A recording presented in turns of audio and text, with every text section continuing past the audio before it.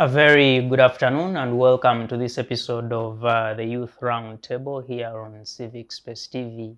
My name is Philip Molisa.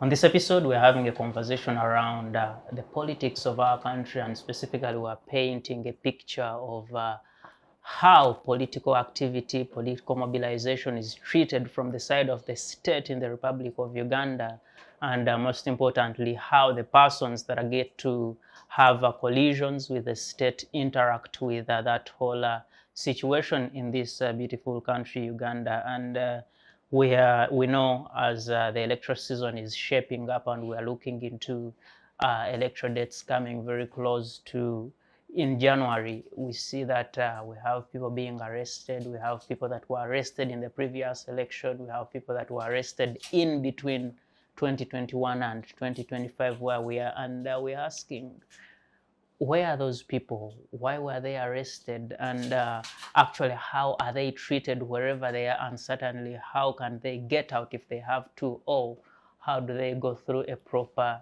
justice system? And to discuss all that is a panel of distinguished young people of this beautiful country, Uganda, whom I will give opportunity a little later to talk to us, greet us, and we'll get into the depth of the conversation. But before we get in there, I want to use this opportunity to send my condolences to the family of Dr. Emmanuel Yamleme, the immediate former Executive Director of the Uganda Coffee Development Authority. That is a person that contributed a lot to the coffee sector of this beautiful country, Uganda, and until the last days when UCDA was taken back into the Ministry of Agriculture, he was making a contribution in that line, and we lost him a few days ago. So my condolences, and on behalf of Civic Space TV and the wider Center for Constitutional Governance, we send our condolences, and we pray that the family may be strengthened. But also, on a lighter note, I want to congratulate the Honorable Justice Richard Butera upon his appointment to the United Nations Appeals Tribunal, and he joins Ugandans like the Honorable Justice Julia Sebutinde, who happens to be the Vice President of the International Court of Justice. So you realize that there are very many Ugandans out there that are making a contribution to shaping the international systems out there, whether it is in the legal system, whether it is in the economic system, and we commend them for their service on behalf of Uganda, but also citizens of the world. Back to my panel. Gentlemen and ladies, you are very welcome, and I will start from my extreme left to have you say hello to our viewers, and we can get into the depth of the conversation. Yes, lady, welcome. Well, thank you very much, moderator. My name is Sarah Ngirot from St. Lawrence University, a student pursuing bachelor's in journalism and mass communication. I'm so happy to be on today's panel because I know through the discussions we are going to find out what exactly the country needs and what exactly we are supposed to do for the society. I'm so happy. Thank you so much, Sarah Ngirot. Do I pick it right? Yes, Thank you for joining us, and we can't wait to hear what St. Lawrence University and indeed the wider community is going to share with us this afternoon about the concept or the idea of political prisoners in our country. Gentlemen, karibu. Thank you so much. I want to appreciate Civic Space TV in particular for giving me an invitation, but also for continuously having these sessions. My name is a humble one, Brian Aruho, and I'm a lawyer. Brian Aruho, a lawyer, and I know very many other things can be said about him, but for the benefit of this show, we shall let it slide and proceed with what we have today. Thank you so much for joining us, and certainly we can't wait to hear what you share with us, especially the legal perspective as far as the political prisoners are concerned in this country. And just next to me here, lady, welcome. Thank you, Philip. Good afternoon, viewers. My name is Melody Nakalanzi, and I am a social worker. It is always a pleasure being here. Melody Nakalanzi, a social worker. Thank you so much. And you see, when you say social worker, many people start thinking a lot. Who is a social worker and what do they do in our community? Perhaps you might want to enlighten the community here and indeed the wider audience of Civic Space TV. What actually is the role of a social worker in a community? Okay, I think basically what we do is to ensure that communities develop in the positive direction that we want them to be in. Very many professionals contribute to that direction, but ours is a bit deeper and it looks at very many things. It has things to do with advocacy, it has things to do with empowerment, it has a lot of things that make sure society is in a better position. Very many people will say our course is useless, but you will not say that unless you have attended a class, unless you have gone to university and studied for the 4 years like we do and understood or appreciated why social work is very important in society. Community development is the only way that societies can change, that whatever government is trying to implement can come out, that whichever those grassroots communities that we look at can most likely achieve what they intend to achieve.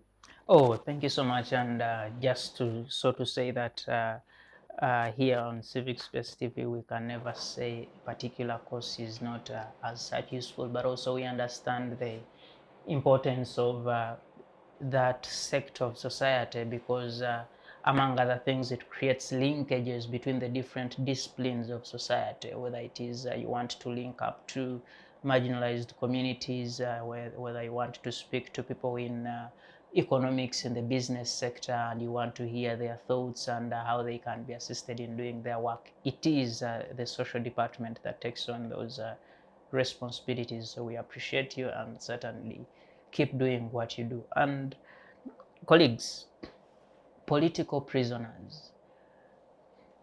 Brian, I'm going to start with you and I want you to help us understand. Very many people have been arrested, others abducted and detained wherever they are detained. And whenever there is a political season,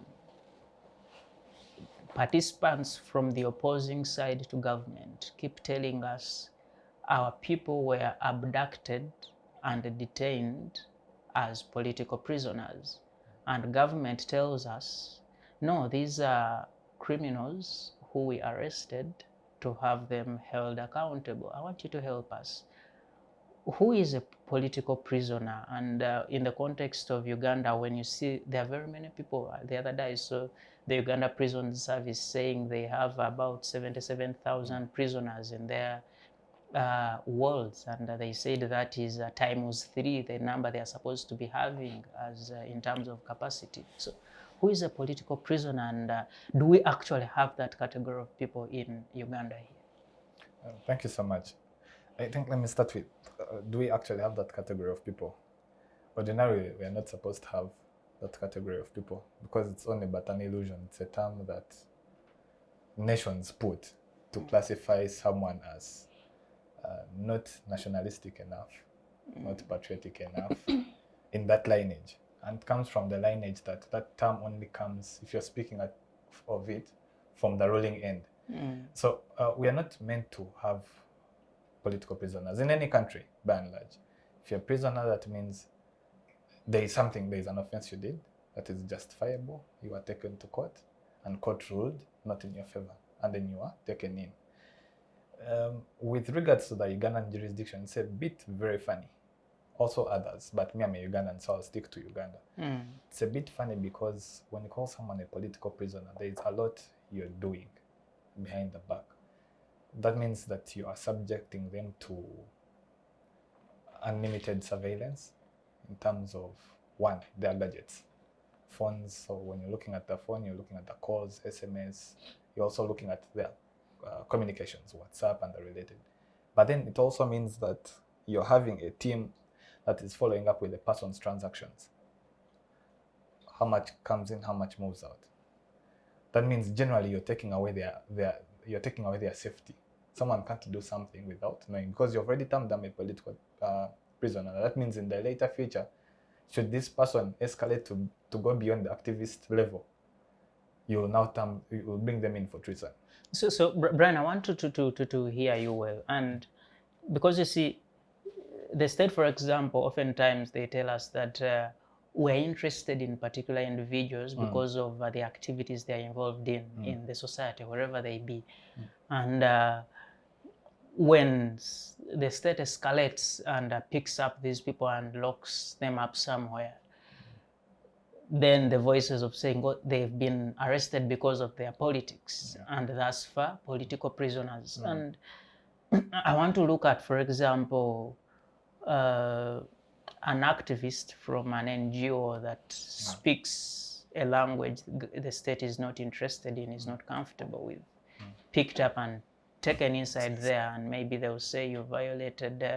Some of them are charged with treason when things proceed. I want to pick the language there. So when the state is uncomfortable with what Brian is doing, and they pick you up, does that automatically qualify you for a political prisoner? It qualifies you because at that point surveillance was done.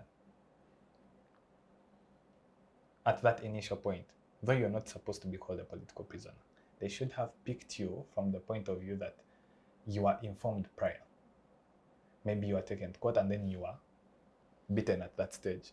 Then the arrest can be made, you're taken in for prison. But someone coming and they know Philip Mulisa at this point, right now he's at Secure Lodge, and they come and they pick you, then it qualifies you at that point because they have done surveillance. Though it is not the right thing to do, as I've said before. And if someone is in a civil society organization, CSOs, NGOs, even if it's a political party, you can't you're not supposed to just arrest someone because they don't agree with you in terms of policies, in terms of political party. These are things you can sit down and discuss. But you see, the issue here is that we have people that are blind and that want to show the master. You know, there's this whole thing of you do not bite the hand that feeds you. So they need to show that they are working for them to either get promoted or at least maintain what they have. Now, there comes you who's saying, me, I'm an activist, you guys are not doing A, B, C, and D. And the person is like, what? So this person wants to take our job. Because if you say we are not doing A, B, C, and D, and news reaches the big man is going to question, who? Me. Who's A, B, C, and D? What are they doing? How come they're still here? So it's more of, what should I call it, an appeasing system that someone is later termed as a political prisoner. Oh, thank you so much, Brian. And again, now what you link it to is the concept of accountability, because when you say that you say things that might cause me problems at my job, then certainly I don't want to be held accountable if I'm not delivering also. And Melody, let me come to you. You see, we have, for example, Dr. Kizza Besigye. He's in prison as we speak. And we've had many other persons from members of the different political parties, members of the National Unity Platform, members of the Forum for Democratic Change, members of the Democratic Party, and the many other political parties. And it is not just now, but even in the past, before the coming into power of the National Resistance Movement. And you're being a member of the NRM does not stop you from being a thief. Yes. Or you're being a member of the National Unity Platform does not stop you from being a murderer, for example. And I want to understand, where do we draw the line between a criminal and actually someone who has been arrested because of their political ideas, and looking at the politics of Uganda now? Okay, thank you, Philip. In my opinion, I think getting termed as a political prisoner in this country, like Brian says, is something that is put there for people to just see, and then they call Philip a criminal in that regard. They feel like whenever Philip does not concede with what we believe in, then that makes them a prisoner. I am sure maybe one day would wake up and maybe people in the ruling party say that maybe all these presidential candidates are actually political prisoners in that regard, or they are criminals, because being a prisoner, that necessarily makes you a criminal anyways, because you're arrested, you're in all those things. So it is them that decide that we think this person is not fit to be in society, and we think this person should go away, and then we call them a criminal in that regard. Being in NRM or being in the ruling party does not exempt them from being political prisoners as well. Because if you look at the terms that they consider for someone to become a political prisoner, like he says, is because you are not patriotic enough. In their own sense, patriotism means that you are not following them. But you'll find that this individual that they're trying to detain is an individual that just is like trying to put the country to a state that it should be at. But because you do not coincide with the values or the beliefs that they have as a party, then they believe that, oh, we think this one then is against us and is not patriotic, and we think should be a criminal in that regard. Melody, Dr. Kizza Besigye is in prison, and the state of Uganda, picking him from Nairobi, Kenya, says we have intelligence that is involved in subversive activity against the state of Uganda. When he gets to wherever they are keeping him, the best of my knowledge, Luzira prison, members, his party, the party front, is it PFF? And all the other opposition political parties are saying, oh, actually, Dr. Besigye was arrested not because of the reason they are giving us, subversive activity, but because he's opposed to government. And I come back to the public. How should the public know the reason for which Dr. Besigye was arrested, so that they actually know that, oh, he was arrested because of his ideas that do not correlate with what the government is doing, and therefore he's a political prisoner? So if you look at Dr. Kizza Besigye's entire life, I think that's the man that everyone will tell you that has been arrested the most, I think, in Africa or even in the world. This man has been termed a political prisoner for a very long time. And why? It is not because he is against government or he is going to overthrow government. His role is to say that we think we need to have a better government. He has been in the elections and he has lost the elections, puts a petition and things don't come out right. At a time when he decides to say that maybe I've left the country and maybe I'm here and doing this and that is when they now come to take him away and say that maybe he has done this. First, I think we need to first ask ourselves also, why wasn't he arrested before he even left the country? If they knew that there was a crime before, because they actually left him to leave Uganda. Remember, they got him, I think, at the airport, or he had just checked in the hotel. That is because they want to use like some of the things that they think, because now they want to now put in things like Kenya and things like that, and they say that we think this man is actually not right. But if you think he was a criminal before, why didn't you get him and arrest him earlier? But also, if you look at how justice has been, if you look at how court sessions have been for their hearings and things of the sort, you'll notice that things have not been in line. They're telling you that the man is at the verge of maybe dying because he's very sick, and maybe they cannot even grant them bail to just say that let him get treatment. And even the conditions of the prisons that they live in is something that you cannot just say we distance ourselves from. So even at a point when he's a political prisoner, he's still a Ugandan, he's still a human, and deserves this kind of like fair treatment regardless. But even at a point when they have failed to justify to us what the problem has been, then it becomes more problematic in that regard.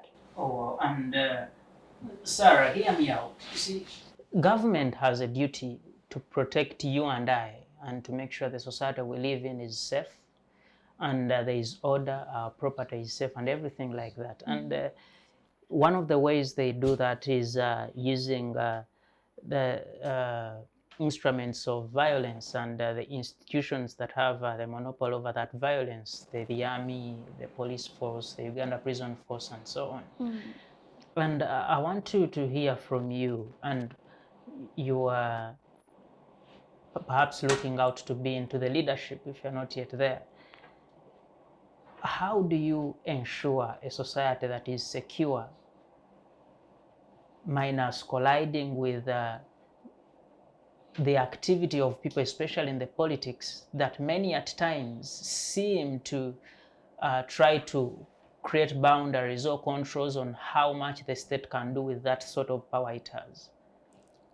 So, moderator, I would love to make something clear a bit, because if we literally know that there's a certain class of people that are meant to ensure that there's peace, there's security in the society for other citizens, then what is exactly on the grounds and what they do? We have seen so many times that during the election processes, we are just from the primaries. That hasn't been so far. So we see what exactly are they doing on grounds. Yes, they are meant to keep peace. They are meant to make us feel comfortable. They are meant to protect us. But do they really do that? And if not, why do they do that? Now, this comes in the perspective of who is behind who supports who gives who what.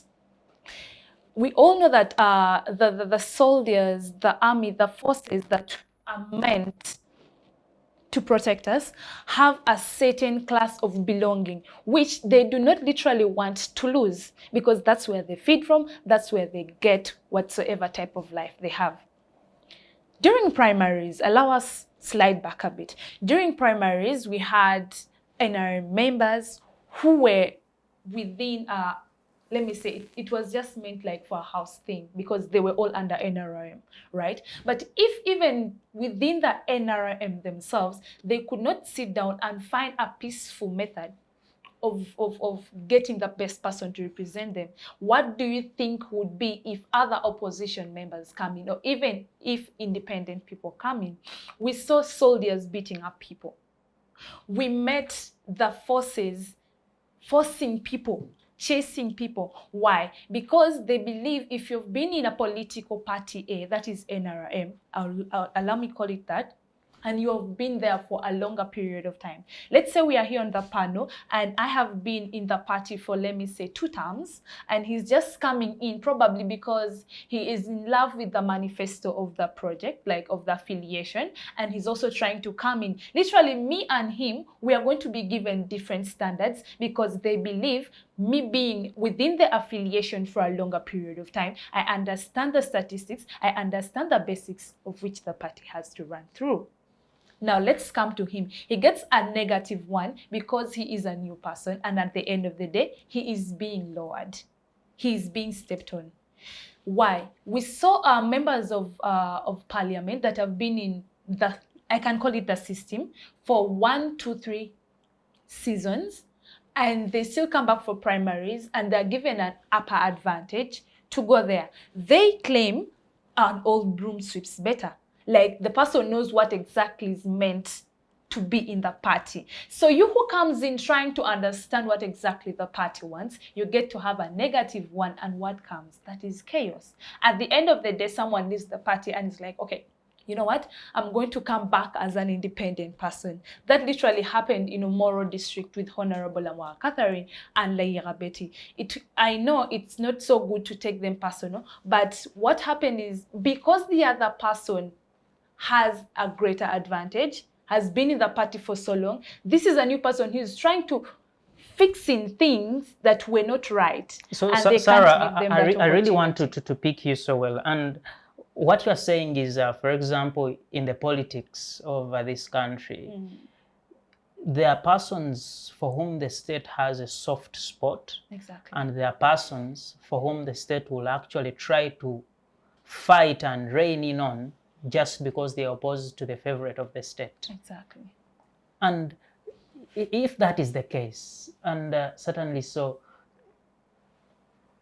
should we then say that the people that get to find themselves in opposing sides of the state, all of them across the country, whether you've lost in an NRM primary, like you say, whether you are a member of the National Unity Platform, whether a member of DP and whichever party you belong to, should we then say that the state of Uganda is actually looking at all of those as enemies and therefore criminals that qualify to be arrested and detained somewhere just because of their choice of not being in the same boat with the state?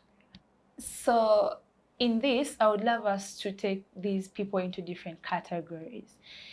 What does Uganda see as a political prisoner, and what in real sense is a political prisoner?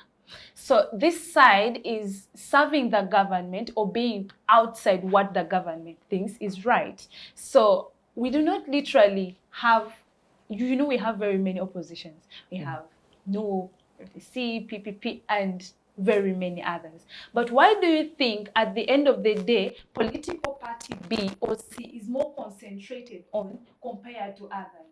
What literally happens behind the scene? Do we have instances of certain people aligning behind our eyes with the government, or do we have people who are directly in contrast with the government? Sarah, I have seen instances in this country where a person is arrested, they are in prison, their political party issues a statement that our member has been arrested because they are a member of our party. Then after 1 week, this person is taken to court and actually they are being charged for theft. And actually there is a claimant and this person is putting in a defense on a case of theft, not actually because of their political views. So I think let's get back to our second panelist talked about. If it's really a thing of theft, not because it's my party, then why would you literally wait in a crisis that makes me vulnerable to be arrested? Why did I say that? It's because literally we see these people being arrested in instances that they are vulnerable. It's very rare to see someone arrested or detained in a situation where he or she is able to defend himself. Now, why do they bring these accusers? I told you earlier on, we have people who don't want to lose their jobs. We have people who don't want to lose their ability, their capability, what they have already gained. So if you have the ability, let me say if you are my employer or you're the person that literally gives me the better life in the country, if you come and tell me, Sarah, you know what, I want you to be an accuser for this and this. This is the check and this is the deal. Would I literally say no to that? Because when I know that after saying no, my life is probably at stake, or the government is going to think I'm trying to align to the other person. That is what exactly happened to Kizza Besigye. Yes, the people, yes, we know on grounds that why he is being detained is because he is opposition. But what they're trying to put outside for Ugandans, especially Ugandans who do not literally take their own time to understand what is in the political arena, what do they say? He's a criminal. So what do we see this in general? At the end of the day, what do Ugandans get to understand in the political arena? Is it literally political imprisonment that comes with, should I call it a reason, or literally being a political prisoner because you are on the other negative side? Thank you. And Brian, hear me. You see, even when we discuss this idea of, and actually a reality of people that are arrested because of their political views, if you have a Dr. Kizza Besigye in prison, you have a Sam Mugumya in prison, you have a Waiswa Mufumbiro in prison, you have many, many people, some of whom we cannot name. You and I are aware of, there is a list, was it of about 20 people, members of the National Unity Platform that were pardoned by the president, I think last year, because they had been arrested towards and after the 2021 general election. And many people, and when you listen to the National Unity Platform, they will tell you about 200 of our members, we can't see them, they're in the prison somewhere. And I want us to interrogate. The state, like you mentioned earlier, has the advantage of having intelligence on everyone.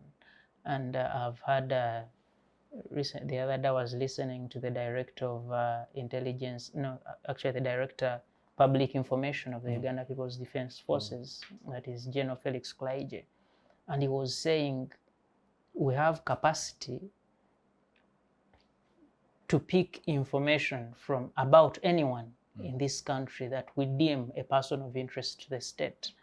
And if they have that capacity, and legally they are actually entitled to that duty,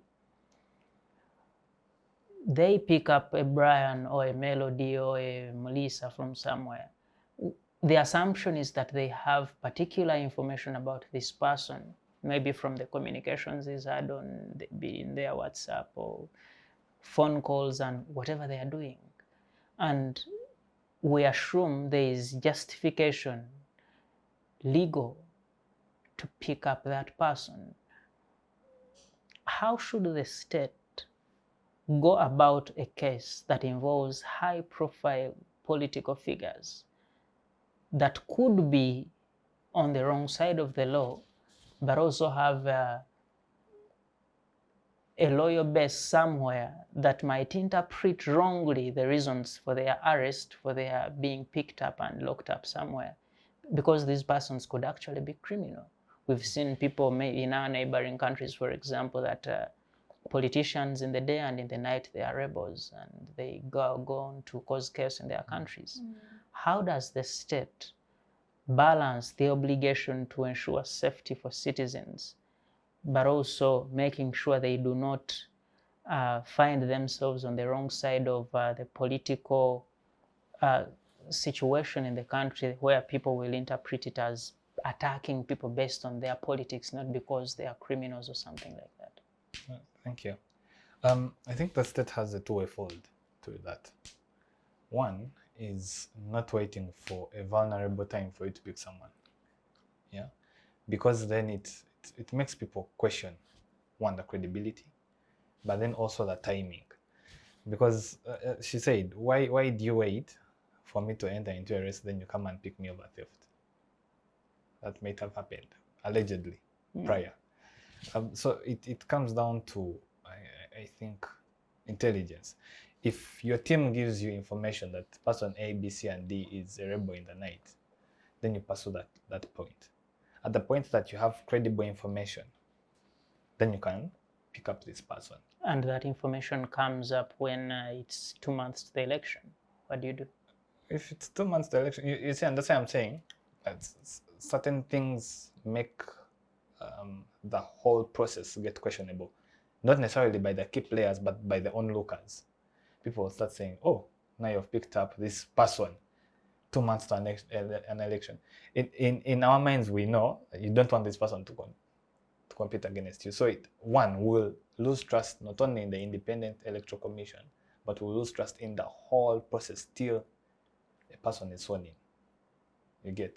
Because then we shall know that maybe in the race now you're going to bring us people who are yours, but who are pretending to be in opposition, so that you can fill up this gap that this person might have played. Exactly. There is that. But then second, if a person is genuinely wrong, and I'm saying genuinely wrong, there is evidence, then take them to court.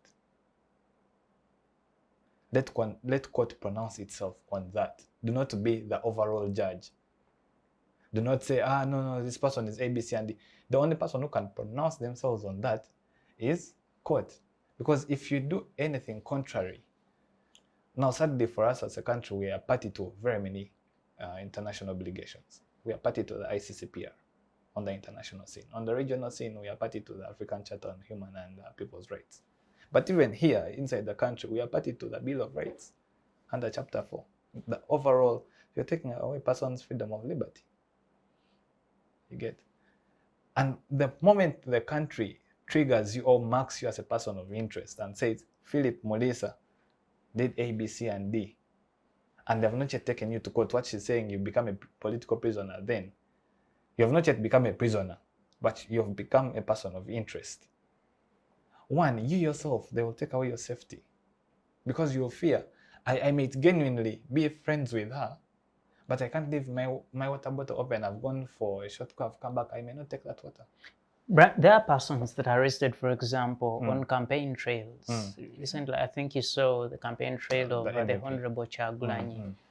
Must have been somewhere in western Uganda. And many people were picked up, rolled up in a police vehicle and taken wherever they are taken. And you look at that situation. So does it amount to you being a political prisoner? I'm asking you. So it's more of, I'm looking for a sweeter term to call it. It's more of being myopic. That you cannot tolerate listening to another person. The truth is, I think we need to, we've not yet reached that stage, and we are going to take time to reach that stage. We need to be a little bit mature in how we play politics. And I've been arguing with friends. When presidential candidate Robert Sentamu Chagulanyi went to a patch, there was not much of a dramatic scene. And he had numbers. But security left them, they did their thing. Was there any publicity about it? No, it's because that gentleman came, did his thing and moved. But he had the numbers, very many people, by the way, the Apache stretch. But they left him. He did these things successfully well and moved. It's like he did not actually go there. So we have scenarios when the government has dispersed some of these rallies, and the reason they give is we had intelligence that some terror activity was going to happen at that particular rally. Allegedly. And of course, intelligence is not going to put out all the information they have about that in the public for everyone to see it. And the sentiment remains that the rally was put out only because it was an opposition rally, and therefore government doesn't want to see an opposition candidate gather. And in their respective candidates' home area, region. Yes.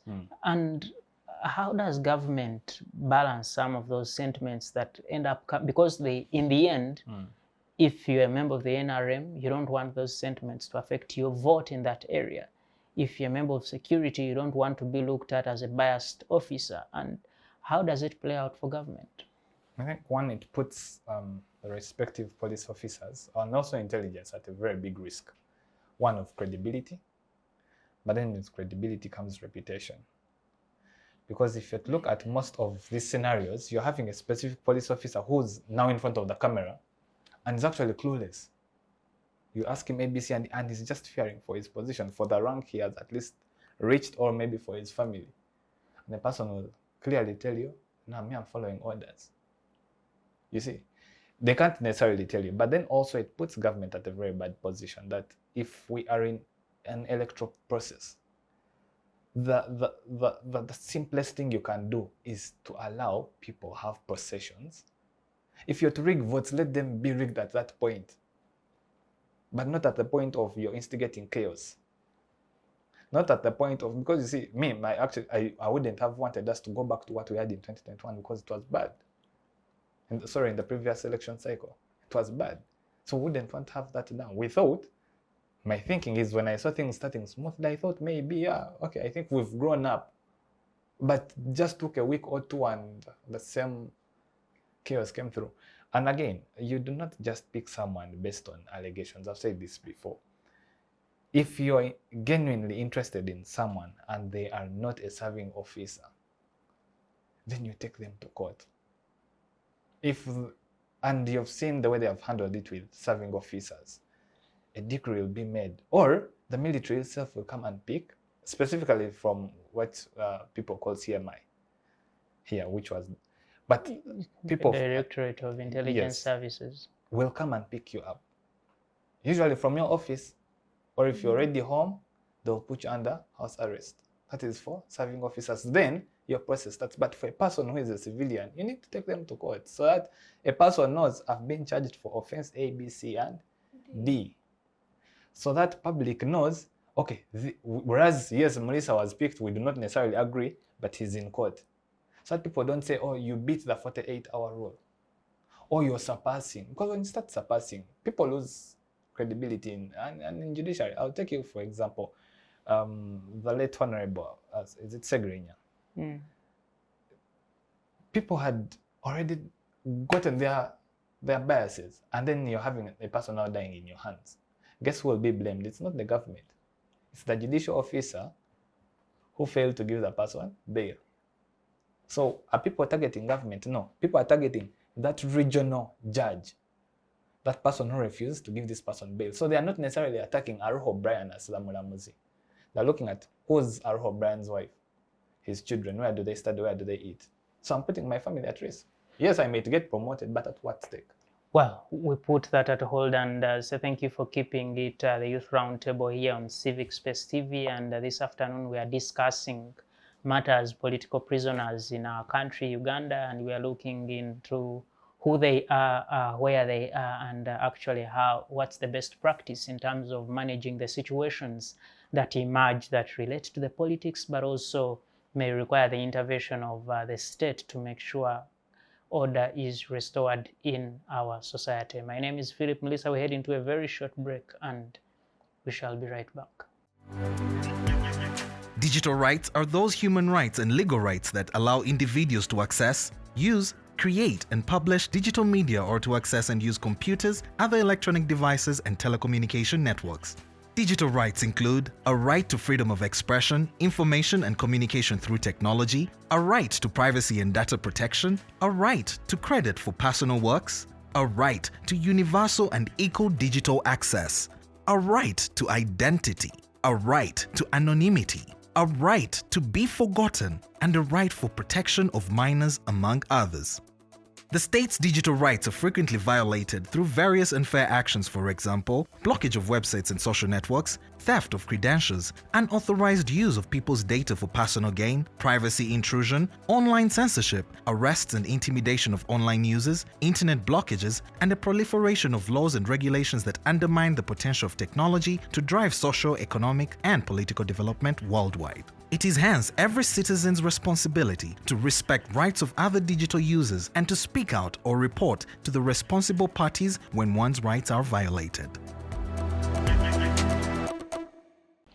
Welcome back from that very short break. It is the Youth Roundtable here on Civic Space TV, and we are having a conversation about political exchange, political prisoners, political activity, political mobilization, and you and I may know that the political season is underway. The campaigns are on. Members of parliament, the presidency, and all the other lower levels of leadership in this country are bound for election in the month of January 2026. And today I have distinguished citizens here who are not only voters but also leaders in the different areas they come from, and certainly they are sharing with me what they think about this whole concept and idea of political prisoners, but also how it should be managed in this country, Uganda. From the break, we are joined by one more panelist, and that is the Honorable Simon Wandukwa. Simon, you're welcome. He's going to speak to us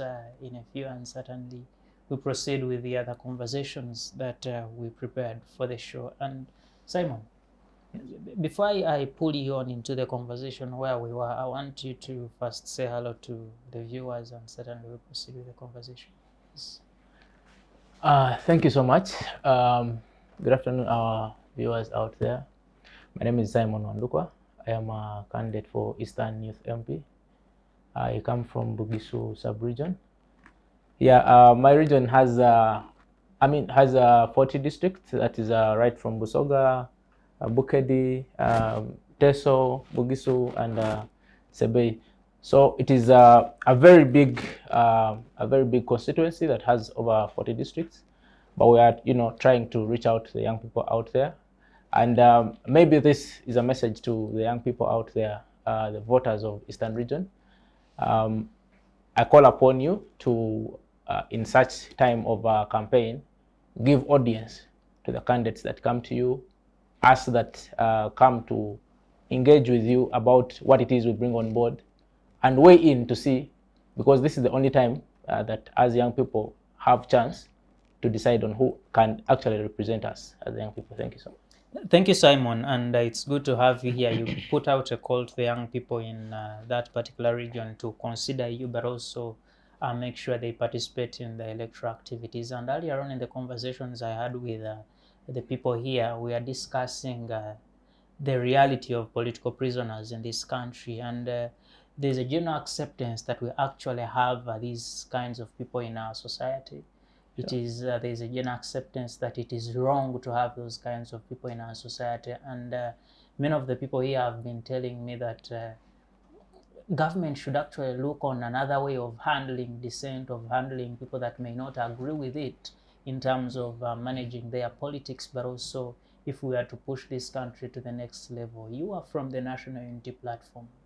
I want to hear your appreciation of the concept of political prisoners, especially that your party is one of those parties in the recent past that has instituted a very strong and very loud claim of members of your party that have been taken in by government as political prisoners. How is it like from the perspective of the National Unity Platform, but also a personal level? Well, thank you. The idea that we have political prisoners is not new in any multi-party state. Anyone that is not that ends up in prison simply for their political views or differences in the political views automatically becomes a political prisoner. And there is no particular charge in the Constitution or the Penal Code that is for the political prisoners. We in 2006, Dr. Kizza Besigye was charged for rape, and the lady who was accusing him could not even clearly state when she was raped, and because the whole story was not adding up, the case was later dismissed. We have had cases like public nuisance, like unlawful assembly. We have under the Public Order Management Act, we have had colleagues of late that are being charged under the Computer Misuse Act, and they all end up in prison simply because you sit behind your phone and record a video and critique particular things about the government. A case an example is there's a young man, a gentleman from Makere. He's called Eli. Now Eli just sits on his TikTok account, records a video of himself, and attaches sounds of different people, and then at the end of the day he ends up in prison because somehow purportedly the person of the speaker was offended in the video, and he ends up in prison. Now his kind of case automatically falls under those that are imprisoned politically. The cases are politically motivated. We, from the time of nomination, in this particular presidential race, our presidential candidate, His Excellency Robert Kyagulanyi Ssentamu, has been, wherever he has been, we have had casualties. We have had people being picked for reasons not known, and at the end of the day they put them together and attach them to a particular file, where they have picked you up from here and then they pick another from say from Ntinda and another from Boyogere.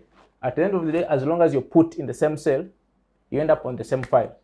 And very important, you mentioned that many times the National Unity Platform claims that our people were picked up, but we do not know the reason. How much does the NUP do in terms of trying to find out from the institutions of law enforcement, from the Uganda Police Force or any other institution that could have taken them, as to which reason exactly informed the arrests? Because we know the state has intelligence. They could be having intelligence that one of your supporters is going to be party to a particular crime, is a member of a particular rebel group, let's say.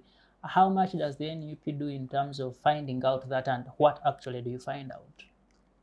Well, I think that is quite challenging because I volunteer with the legal department of the party, but there is no such thing as defined cases already or we have suspects already, and their charges are well known by the state.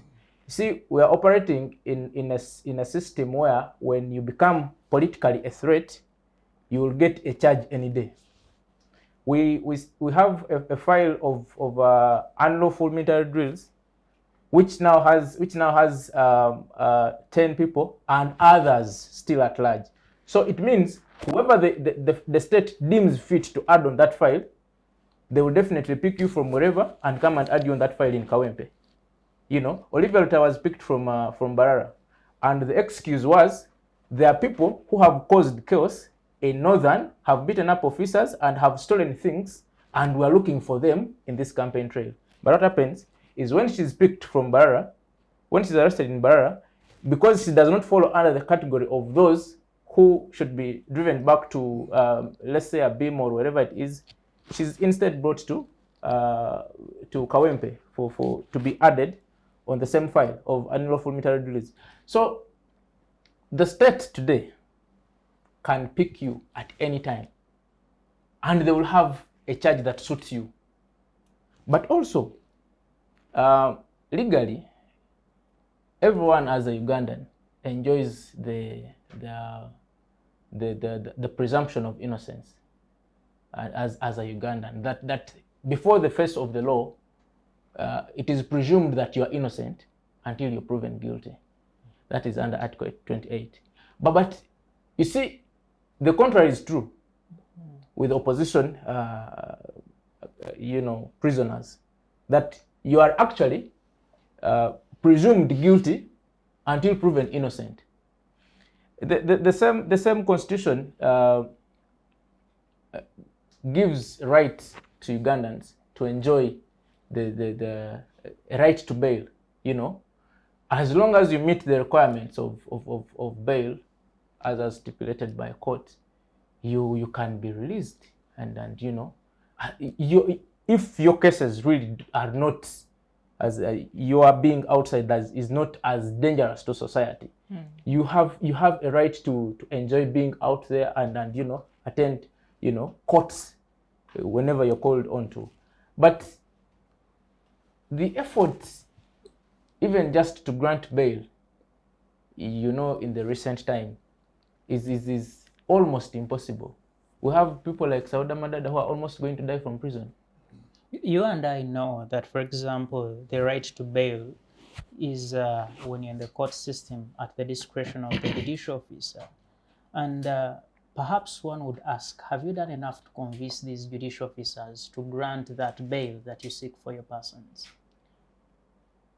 I do not know what much the judicial officers would want to grant someone bail. Ugandans to prove to grant them bail, yeah, because their condition is to be met. You apply for bail, you produce substantial sureties, you must prove that you are resident somewhere, and therefore if you cannot be traced, they can follow you up from your place of abode, and we have some of these persons in prison who even have permanent places of abode and are reputable members of society, and you do not expect that they would run out of this country, and such person must enjoy their right to bail. But even amidst all that, meeting all those standards, a court will say you are going to interfere with the investigations, and therefore we think your being outside is going to affect the case. But we have, for example, the case of Haj Obeid Lutale and Dr. Kiza Besigye, who have even exceeded the time of mandatory bail as stipulated in Article 23 still. That as long as you exceed 180 days, if you're being tried under High Court, you are entitled to mandatory bail. But even that, efforts have been made, and you can see that clearly the legal system or the judicial officers are not in control. So maybe I ask it this way now. If we see the cases like you mentioned, Dr. Besigye and Haji Obeid Lutale and many other people we know, until now you can't tell me where Sam Gumia is. We know why Swamu Fombiro is in prison. We know Eddie Mutwe is somewhere. Nuwa Mutwe. Many people from your party and the different parties. And I want to ask, when you see such scenarios where due course is not being followed in the legal system, does that then qualify whoever is arrested and due course is not followed to be a political prisoner for the case of, for example, Uganda here? I think for one to be a political prisoner, it does not really have to be after the failure of the systems of government to operate. as long as your case is just simply politically motivated, you're a political prisoner. Thank you, Simon. And I want to come to you here, Melody. Look, oftentimes we speak about these rights. You told us about your right to bail, right to a fair hearing, presumption of innocence, and the different rights, assembly, speech, and so on. And many times there is the other face of that, which should be responsibility. And whereas I have a right to speak, but what do I speak and who do I speak to? And how do I speak to them? And I want you to help me and the viewer here understand. For example, I've looked at videos of people that are alleged to be members of the National Unity Platform. I've looked at videos of people who are said to be members of the PFF and any other political party. And when you hear how they speak, for example, towards the Uganda police force, morally, one would say, oh, maybe that is not right to say. When you look at the confrontations that sometimes happen at these rallies, you see people that want to manhandle security officers from the different political parties abroad, including you saw the people that manhandled police officers at Kololo during the NRM delegates conference. And where do we draw the boundary of rights vis-a-vis challenging authority, but to going to actually what we can call criminality in terms of exercising one's rights in society? Okay, thank you once again, Philip. I think I need to first give credit to the new president. He has tried to control his people in this election. If you notice how he stops his boys from interfering with police, it means he's trying to make sure that these boys are actually not beaten up, because, well, we know our police and the army and everything for being brutal in society. And I think it is important that when you're going to exercise your right, or it's not even just like that, when you're exercising your right, you're not supposed to infringe on another person's right. So if you're going to say you're going to speak, you have to first think of what you are going to speak, who you're going to speak to. But even when that happens, we notice that people have a lot to speak about. I think it is now the role of government to come out and say that we think what this boy has spoken is maybe not right, and understand that maybe it is them that have pushed these individuals to speak that way and to speak to them in that direction. But who are they to regulate what I say? Because, well, maybe you're infringing on another person's right. But that's my thought. Yes, if it is your thought and it infringes on another person's right, then it is at a time you have to regulate it anyways. There is a video, and Wanduka could help us to say if it is an authentic video of, he mentioned Olivia Roltaya, for example, and there is a video making rounds on social media recently of Olivia saying I think she puts a particular rank in the army onto herself, and she says they are prepared and ready to also fight back. That's beautiful. And she says the state should be lucky that they are still putting on the uniforms and the berets that they are talking about, and when they go to the next level, the state will not like it. And I don't know that that's an authentic video. I have looked at it. The different sources I've spoken to have told me it is actually Olivia that said that. And if such a video comes up, how should the state respond to such a communication from a member, regardless of political party they belong to? Can I talk about the video just before you, because you see, first, I think government in itself cannot prove who whether we actually have. Recently, there was a video of there was an audio of Anita Mong on call with someone. That video circulated a lot, and like I mentioned earlier, that is the particular audio that got the gentleman I was talking about in jail, Eli of Makere, in jail, and his role was just simple as putting it on his account and you know, said nothing about the video, and that was computer misuse. Now the challenge is we have the Computer Misuse Act, and the implementation of the act is one-sided. Exactly. When you sit, you and I know that I can get a video of you, or I can get a pic of you, and use AI tools to make you say whatever you want. Does that mean Olivia's video is AI generated? I do not want to say, because I am not an expert of technology to prove whether the video is authentic or not. What I'm trying to say is, the law in itself is one-sided. That is one. But also two, if in any case you want to when you say the law is one-sided, is it the law itself or its application? The application of the law, and I draw it back to the law itself, because the system, the established system that has to implement this is hell-bent to one side, to pleasing a particular set or group of people, just to keep themselves in the offices. But also too, I come from a party that still believe in the peaceful transition, change of power, and that is why we're in the field looking for votes, not in some bush like our friends who had to go in the bush in '85 and kill over 500,000 of Ugandans just to get to power, you know. So if that was the kind of mentality that my party would be having, we would not be in the field looking for bush. We would not be in the field looking for votes. Olivia Olutaya would not be somewhere in Barara on a campaign trail in a car with a candidate carrying flyers. She would be somewhere training to overthrow the government.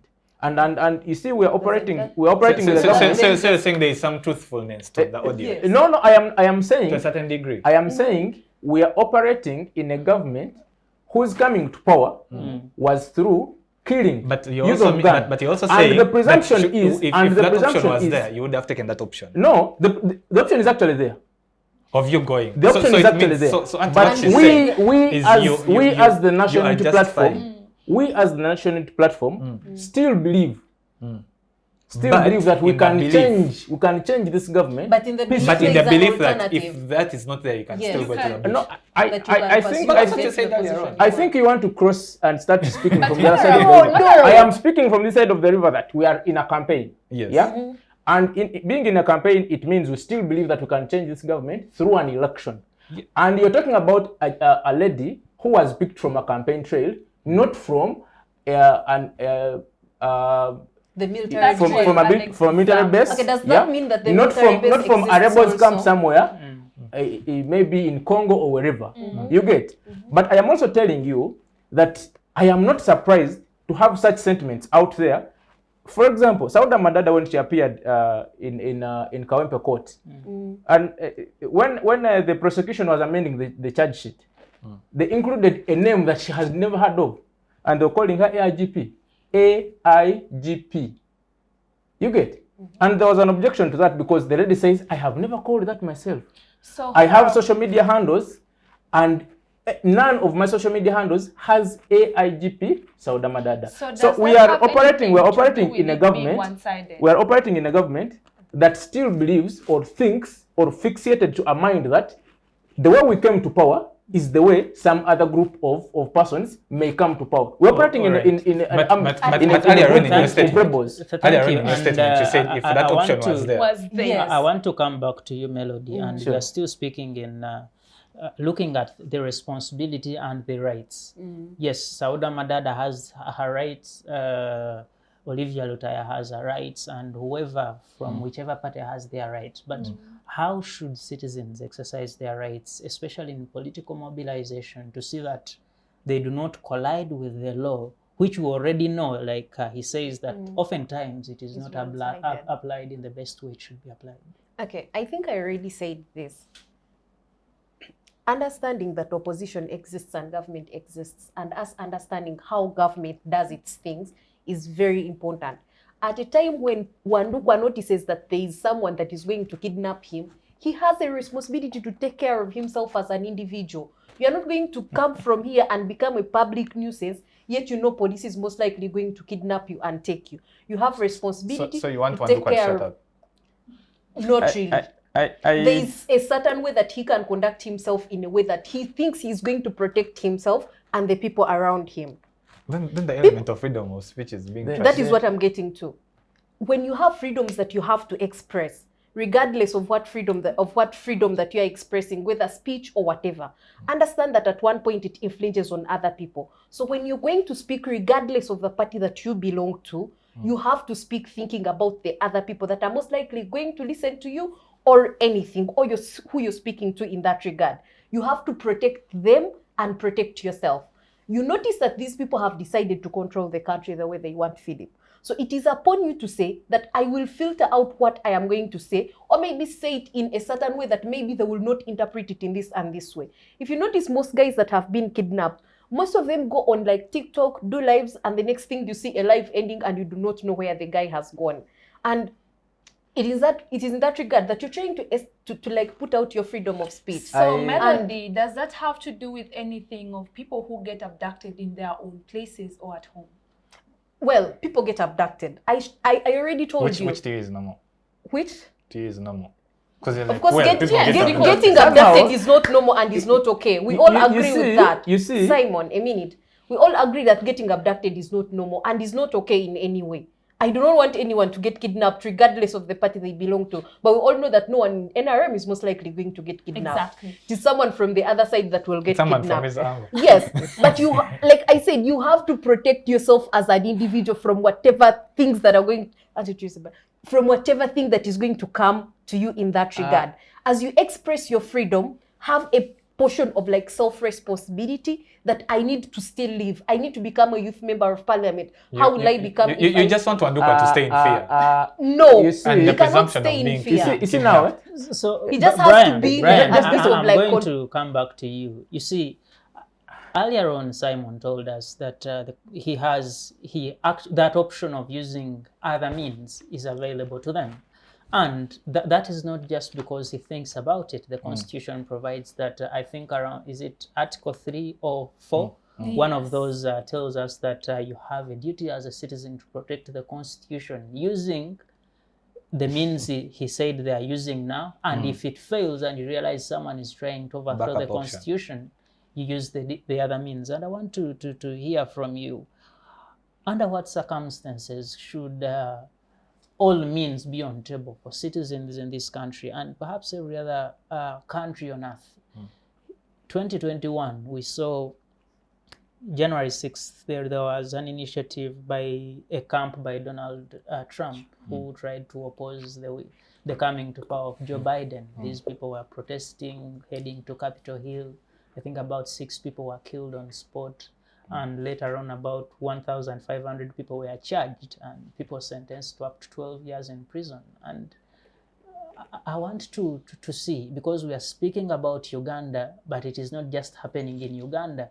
One would want to say, oh, those were actually political prisoners. It was people expressing their view of the outcome of the election. You've had people arrested in the UK. I think recently it is the country across Europe that has the highest number of people arrested, maybe for their views on Palestine, their views on Russia, and people are being arrested. Do Ugandans stand a chance of actually having a credible voice that challenges power and stay true to themselves, but stay free in the society? No, those 3 statements cannot be in the same line. I think, and this is my view, we live in a double-edged sword, as I said it before. Simon and his team and his brothers can wake up and say, we are following the Constitution. We shall follow it to the dot. But at the point that we feel, and I don't want to misquote him, he said, if that option is there, only at the point that they feel now this democratic process has refused, then we can think, and that is why you're seeing they did a drill to them, which was a drill, which would say, because this is the same party that is saying we are promoting patriotism. When they made a drill, you then have this party going through a system and saying they had an unlawful military drill, which up to now they have never made a standard to saying at what point did it become unlawful. Was it at the point that they found them with guns? Was it at the point that they found them with military attire? At what point then did it become unlawful? That is from their angle. But then at this other angle, you're having someone saying, we are going to give you guys a platter. You guys were promoting patriotism. But these are the same people that sat and had a parade. Because even if you're to listen to the songs that they were chanting, they're not songs of destruction. Yeah? So you cannot... The military, through the amended UPDF Act, says many things. Among them is many dress things code. which came after. And Which came because the drill happened. So so if and the challenge I have with that act is that with that amendment specifically, it came after this cause. So then the question should be, the people that were put in before, are they being held are they still being held as per the amendment or before the amendment? So if the amendment came, do you charge someone as per an amendment that was there yet was imprisoned before? So then a line has to be drawn that if Simon and his crew, 10 others, and you said others who come in the 10 others, then do away with those people. Then have these ones. Who if now you find Simon with military attire, then you say yes, Twakukute, yes, and even him, he will have no objection.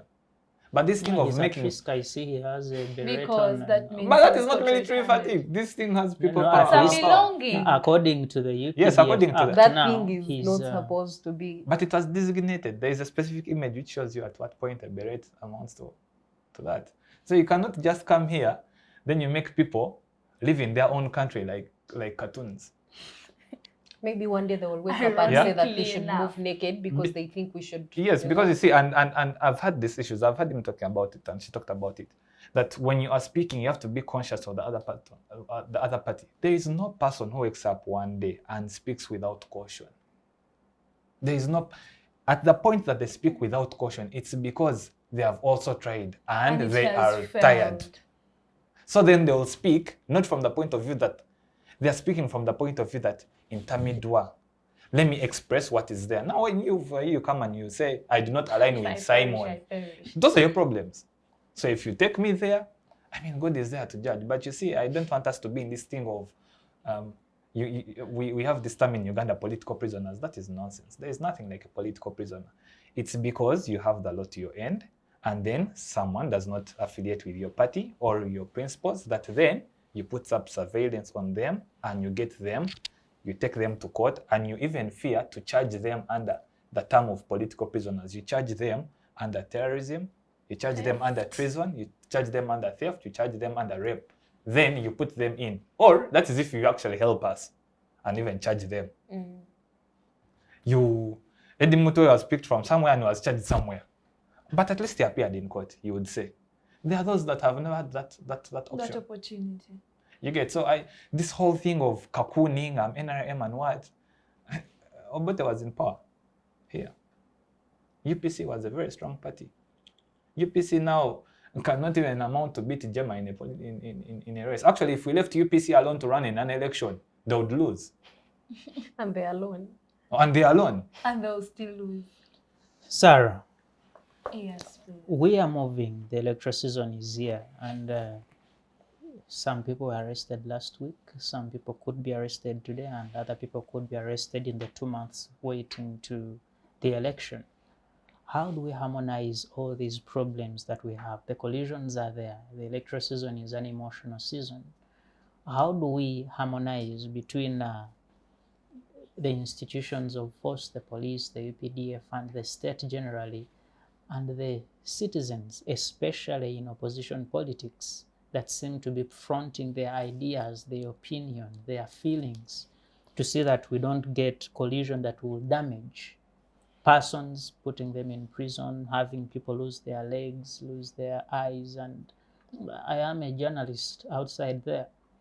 And you know what happens to us when we try to pick some of this information. Don't worry, we have a hashtag for it. How That do can't we... be enough bread. So, moderator, this has a lot to do with the government and actually the people that have been involved. One thing we have to notice and appreciate is that the people who have been abducted, the people who have been going through these situations, they are either supposed to be given or granted the basics of which they're supposed to be treated. They have to attain the lawful judicial processes. Let them be heard. Let them have lawyers. Now, what do you mean by someone who is a political prisoner being, how should I call it? Should I call named? Because a political prisoner changed into a rapist, a political prisoner changed into a thief. That's something to do with the person's surrounding. So Okay? should we say and agree that states world over are afraid of opposition, and because of that fear, they tend to use. Why would you fear opposition? Very, and verily, I would say it depends on the oppositions. Earlier on, we tried to talk about something. We have a lot of oppositions in the country, but why is it that opposition A and B, allow me say it, opposition from especially the members From Simon's family. from Honorable Simon's family, and compared to other oppositions, we have the PPF. We have so many. They don't matter. And they don't matter. Why? Is it literally because they are a threat? Is it literally because the NUP is becoming the threat? Why are we not seeing other opposition members being abducted? But for you, when they call opposition parties, do you also name UPC? Exactly. You see that point? Because would you abduct anyone from UPC? Why would you abduct? And that is the question. Why would you abduct someone from ANT? Because the pressure that they're giving to the government. Right now, the government is trying to maintain its basics. They call it protecting the gain. They're trying to maintain the basics, that they do not literally want a powerful opposition party to come and suppress something or expose the weaknesses that would come. Now, earlier on, we tried talking about the differences. Maybe as you shape that point, I think the conversation around UPC, ANT, PFF, for example, the PFF, their patron is in prison. You have their member of parliament contesting for Rukonjiri municipality, some of whom are in prison.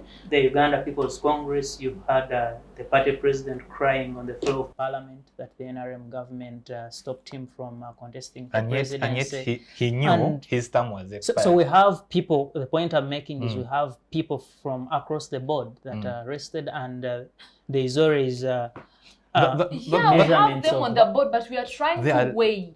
We are trying to weigh how is the effect of someone who has been arrested from these other political oppositions, and the way that I think the analysis would be on things like, where are these individuals first of all? Exactly. Some of the NUP guys that were abducted, we Where have are not they? seen In them the previous after 4 election years. cycle. Yes, we have not seen them. They have not. But here you can name some of them, yeah. Yes, you can name we Dr. can name Kizabe. them. We can name them. Me even UPC would So be going less back to significant the this point, discussion Please, Mr. as you drive that point home.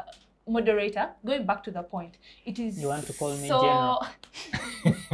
I would literally love to call it that. It is so Please much call of him threat. general. It is so much of threat that all these We will political kidnap parties him. are a threat to the current government. So what they're trying to do is to suppress the availability of the strength. What do? They abduct them. Thank the you. most They powerful. let them disappear from the most powerful From their positions. biggest threat. Exactly. Yes. Yeah. And right now, the biggest threat is Because you can't say UPC is a threat to exactly. NRM. You can't say Never. UPC is Gemma. a threat. ANT, Gemma. ANT's campaign, even when you see the presidential Natete. candidate. Thank you so much, Campaign. colleagues, A and market. it is a You beautiful want to cut that out, conversation but when you about see Mwisha Moto political campaigning, prisoners he's in campaigning to the 1 to country 3, 5 here, people. and the conversation seems to get heated and interesting, but unfortunately our time is very much fast spent. I think we have about 3 or 4 minutes to be out of here, and I don't know, I will give 30 seconds to each of you to give a final remark. I don't know if anyone will want to donate their time to another person, but certainly you give your parting shots as we get out of here. I'll start with you, Simon. Thank you so much. First, I like we have already discussed here. We still have very many of our colleagues, our comrades in prisons. We still have quite a number of them, over 18, who are still held in Kaminkado, up to 4 years now, the likes of John Bosco Chibalama. I think as we conclude this conversation, I want to request the police, the army, the security operatives of this country, the judicial system. See, we had on oath the Attorney General and their team lie to court that that did not have Bob Njagi and Nicholas Oyo anywhere when we filed for habeas corpus. But later on, these guys were found to have been held here in Uganda.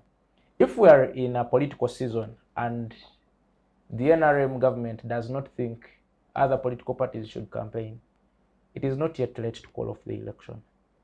But if we are in a political season where all of us enjoy the right to campaign, then let us be given chance to go out there and canvass for votes, talk to people, and let people find either merit to vote us or no merit, but to protect what they do not have as gains. Thank you so much. Thank you so much. And maybe a yes or no answer from you. Should the NRM call off the election? Would that be a matter that satisfies the National Unity Platform? I think it does not. It is a yes. They should call off the election. Thank you so much. Sure. And Sarah, Yes. your parting shots. Thank you very much for this opportunity. And my last word is, let's be careful.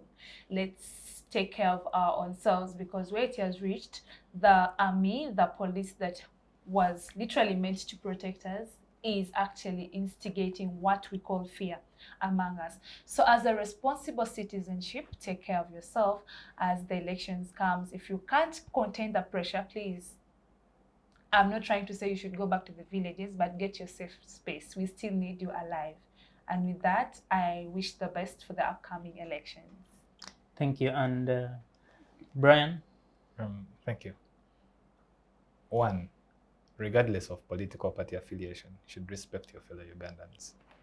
2, regardless of what the Constitution entails as freedom of speech and personal liberties, also know that at the end of the day, you're a son, you're a daughter to someone. It is very painful for a child to die before their parent. It is also very painful for a person to lose their partner. It is equally very painful for someone to lose their parent. So as much as, yes, the freedom is there, I think at the end of the day, we need to know that there is also life, and life comes before the freedom. But then very lastly, if you have a presidential candidate of your choice, campaign for your person, advocate for them, defend them where possible, and when the time reaches, vote for them. It does not kill you to vote. Whether you support the results or not, it will be on record that you did your part. Thank you. Thank you. And lastly, Melody? Okay, it is always a pleasure being here. Civic space has become home, I think, and for the election and the political prisoners, I think it is important, like I said earlier in my submission, that everyone takes care of themselves. You're responsible for your own life, regardless of the party that you belong to. At one point, your party will even look for you and they cannot find you. It is upon you to take the responsibility that even when you're trying to exercise your freedoms, you try to make sure that you are protected, but also protect the people around you to have like a better society. Maybe for the ruling party, we prefer that maybe your police, the army, and whatever kind of security bodies that you have, try to do what they're supposed to do, protect the citizens, but do not kill the citizens in that regard. It is always a pleasure, Philip. Thank you. And maybe for me to be calling upon everyone out there in this beautiful Republic of Uganda to come out and participate in the electoral processes. Come out and campaign if you have to campaign. Come out and vote for your candidates that you think will deliver the Uganda you want to see for the future. Mr. Wandukwa Simon, thank you so much for your time and joining the conversation today. Sarah Angeyerot, thank you so much for your time and for making time for the conversation. Brian Aroho, Mister, thank you so much for your time and for making time for the conversation. And Melody Nakalanzi, thank you so much for your time and for making time to the conversation. To you, our amazing audience, thank you so much for keeping it the Youth Roundtable and the wider Civic Space TV. Special thanks to the technical team behind there that makes sure this production is out there, and special thanks to the Center for Constitutional Governance and all our other partners that make sure we are able to put this out there, make a contribution to the growth and progress of our country. From us, I want to say good evening, and may you all have freedom always.